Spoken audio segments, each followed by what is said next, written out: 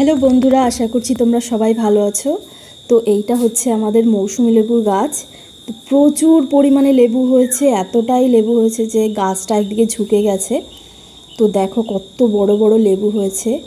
কিন্তু এই লেবুগুলোর একটা সমস্যা হচ্ছে, লেবুগুলো খেতে একটু পানসে, কিন্তু এত পরিমাণে লেবু হয়েছে। আর লেবুর উপকারিতা কিন্তু একই। আর এই লেবুগুলোতে এত প্রচুর পরিমাণে রস তোমাদের আমি দেখাবো কেটে।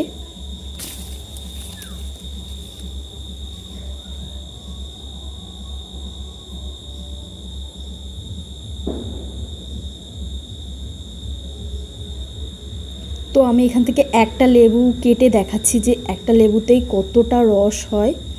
যদিও পানসে খেতে, কিন্তু এর উপকারিতা একই থাকে।